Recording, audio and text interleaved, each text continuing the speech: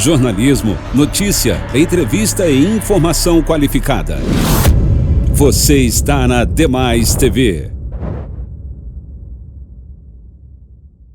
Após um comboio militar francês ter sido impedido de seguir seu caminho devido a um bloqueio feito por populares na cidade de Kaya, em Burkina Faso, um garoto conseguiu derrubar um drone militar francês que monitorava a situação no sábado 20 de novembro. Aliosso Adogo, de 13 anos, pegou seu estilingue e fez pontaria contra o drone francês. Após ser atingido, o drone acabou caindo e uma multidão em seguida foi atrás dos seus estilhaços. O caso foi noticiado por canais de TV na África. O jornal francês Le Monde disse que, após o incidente, o garoto acabou sendo apelidado de atirador de elite número 1 de Burkina Faso, e populares se alegraram com o ocorrido. Na ocasião, cidadãos de Burkina Faso protestavam contra os militares franceses, acusando-os de apoiarem terroristas para permanecerem no país. A NASA lançou na terça-feira à noite uma nave espacial que vai colidir contra um asteroide. A missão é um ensaio para o caso da humanidade precisar um dia impedir que uma rocha espacial gigante se choque com a Terra. O aparelho decolou a bordo de um foguete SpaceX a partir da base da Força Espacial de Vandenberg, na Califórnia. Seu alvo é o Dimorphos, uma lua com cerca de 160 metros de largura que orbita um asteroide muito maior chamado Didymos, de 780 metros de diâmetro. Juntos, eles formam um sistema que orbita o Sol. O impacto deve ocorrer entre 26 de setembro e 1º de outubro de 2022. O projeto teve um custo de 330 milhões de dólares e é o primeiro do tipo. Existem cerca de 10 mil asteroides próximos à Terra com corpos maiores que 140 metros, mas nenhum tem chance significativa de impacto contra o planeta nos próximos 100 anos. Mas a estimativa é que apenas 40% desses asteroides foram encontrados até o momento. O secretário-geral das Nações Unidas, Antônio Guterres, visitou o município de Dabeiba, no departamento de Antioquia, na Colômbia. Acompanhado do presidente colombiano Iván Duque e de Rodrigo Londoño, ex-integrante das Farc, Guterres esteve em uma das áreas onde os rebeldes concluem seu processo de integração social e econômica. O chefe da ONU reconheceu que a paz na Colômbia enfrenta inimigos. Guterres expressou solidariedade às vítimas, familiares e amigos das vítimas da violência contra ex-combatentes, lideranças sociais e indígenas, alvos frequentes dos grupos que continuaram na guerra apesar da dissolução das Forças Armadas Revolucionárias da Colômbia.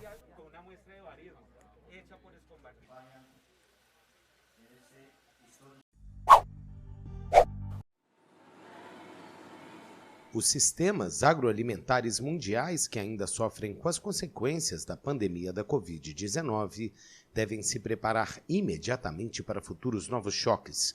Foi o que alertou nesta terça-feira a Organização das Nações Unidas para a Agricultura e Alimentação. O órgão destacou que existem cerca de 3 bilhões de pessoas que não podem se permitir manter uma alimentação saudável que as proteja da desnutrição. Outro 1 bilhão de pessoas a mais se encontra sob o risco de não poder pagar uma alimentação saudável, caso um choque repentino reduza a renda dessas pessoas em 1/3.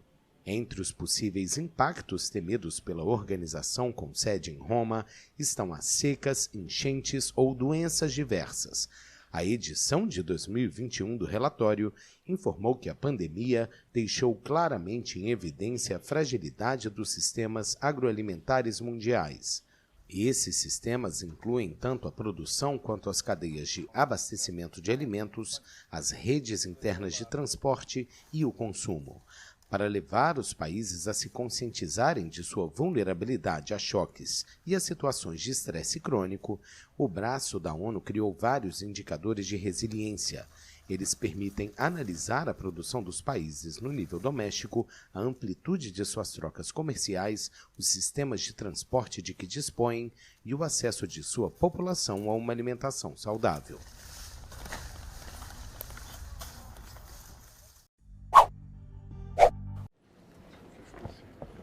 O futebolista francês Karim Benzema foi condenado a 1 ano de prisão com pena suspensa e a uma multa de 75 mil euros por cumplicidade na tentativa de chantagem contra o seu antigo companheiro de equipa, Mathieu Valbuena.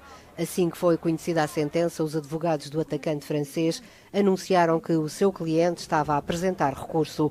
O Tribunal Penal de Versalhes proferiu penas suspensas para 2 arguidos e prisão efetiva para outros 2, no caso que abalou o mundo do futebol francês. Os juízes deram como provado que Karim Benzema esteve pessoalmente envolvido na tentativa de convencer Mathieu Valbuena a encontrar-se com o seu confidente. O caso remonta a 2015. Diversos indivíduos, alguns amigos de Benzema, exigiam mais de 100 mil euros a Mathieu Valbuena sob a ameaça de divulgação de um vídeo de cariz sexual em que eram protagonistas o jogador e a companheira.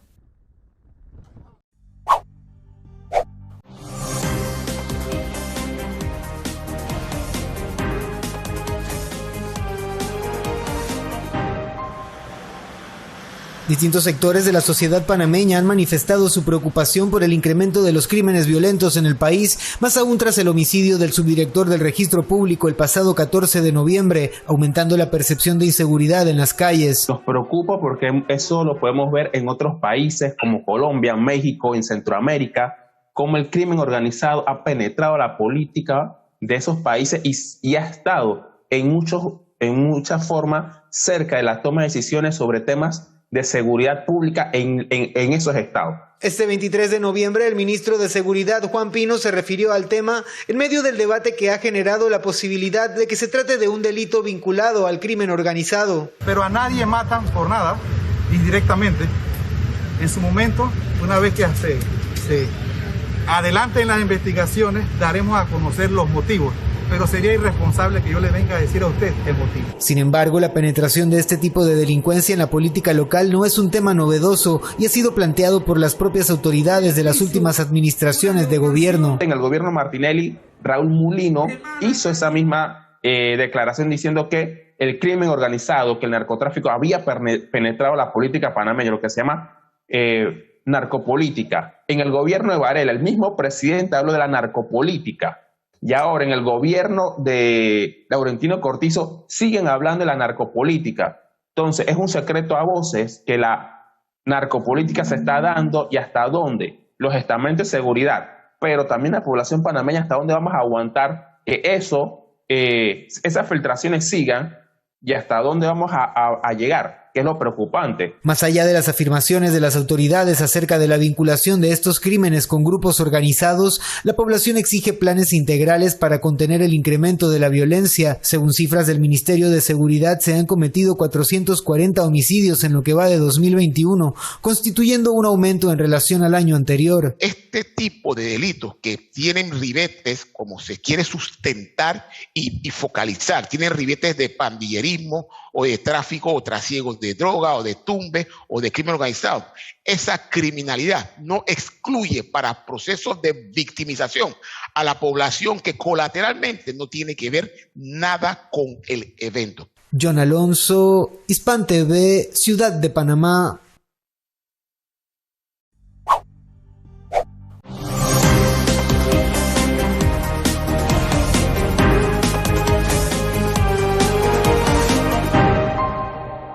Un nuevo intento de desestabilización política tiene como protagonista la ultraderecha peruana, que alista una moción de vacancia presidencial para ser presentada en el próximo pleno del Congreso.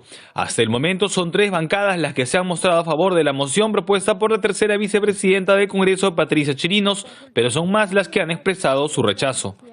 A mí no me sorprende, me parece que más bien lo que ha sucedido ahora evidencia este plan de vacancia del cual siempre hablaban. Ellos en la segunda vuelta siempre se afirmaron en una línea de desconocer los resultados electorales y han ido actuando así desde que se ha instalado el Congreso de la República. Así que las acciones que hoy, concretizan, sumándose a esta presentación de la moción de vacancia, va en una línea contraria de lo que ellos mismos afirman cuando dicen defender la democracia, garantizar la estabilidad y pensar en los peruanos.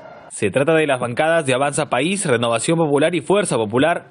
Esta última agrupación tiene como líder a Keiko Fujimori, ex candidata presidencial que anunció su apoyo a la moción, pese a que hace unos meses, durante su campaña proselitista, aseguró que de perder las elecciones no promovería ninguna censura ni vacancia contra el Ejecutivo. Desde Perú Libre auguran que esto es solo el inicio de una serie de intentos por perpetrar un golpe de Estado. Hoy Fuerza Popular desde la primera campaña está en contra del presidente Pedro Castillo Terrones. ¿Cómo lo tomaría? Normal, su actuar normal, más bien va a ser cada vez más devastador. Por lo pronto, congresistas de Perú Libre han anunciado la presentación de una nueva moción, esta vez de censura en contra de la tercera vicepresidenta del Congreso, Patricia Chirinos, por su intento golpista de vacar al presidente Pedro Castillo. Desde el Ejecutivo se responde con trabajo. En las últimas horas la primera ministra sustentó el presupuesto del 2022 ante el Congreso, mientras que el presidente Pedro Castillo continúa recorriendo el sur del país. Pues de nuestra parte como Ejecutivo estamos trabajando, estamos tratando de garantizar condiciones de estabilidad, ¿no? Lamentablemente otros poderes del Estado no están en la misma, algunos sectores, como digo. En los próximos días se definirán las posturas oficiales de las otras 7 bancadas que integran el Parlamento peruano. Todo hace indicar que a la derecha no le alcanzarían los votos para concretar sus intenciones. Aaron Rodríguez, Hispan TV, Lima. Há exatos 100 dias, o Talibã retomou o controle no Afeganistão. 15 dias depois, as tropas estrangeiras deixaram o país após 20 anos de ocupação. Desde então, o Afeganistão vive uma grave crise humanitária. Em 15 de agosto, após um mês de avanços pelo país, integrantes do grupo extremista Talibã tomaram a cidade de Cabul, capital do Afeganistão. Nas semanas seguintes, uma grande parte da população, assustada, tentou sair do Afeganistão. Uma multidão correu ao aeroporto para tentar embarcar nas aeronaves e imagens fortes de pessoas se pendurando em um avião militar e de uma família entregando um bebê aos soldados norte-americanos correram o mundo. Mais de 122 mil pessoas deixaram o país nesses dias e buscam asilo e uma nova vida. Para os outros quase 39 milhões de afegãos que ficaram, o dia a dia também mudou sob o regime talibã.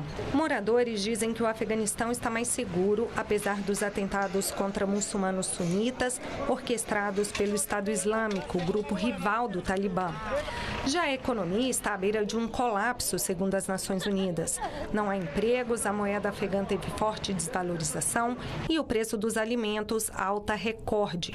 Mais de 90% das famílias não têm comida suficiente para as necessidades diárias. Milhares de pessoas estão desabrigadas e os hospitais lotados. Não há medicamentos e os casos de subnutrição, especialmente em crianças, aumentam a cada dia. A situação é ainda pior por causa da diminuição de ajuda humanitária e sanções ao país devido às constantes violações de direitos humanos cometidas pelo governo talibã. O grupo é acusado de promover execuções de adversários e as mulheres foram proibidas de trabalhar em inúmeras áreas, inclusive em repartições públicas, de estudarem e até de praticarem esportes. Hawa era estudante universitária até o meio do ano. Agora ela diz que enquanto o Talibã existir, não há esperança de futuro para ela.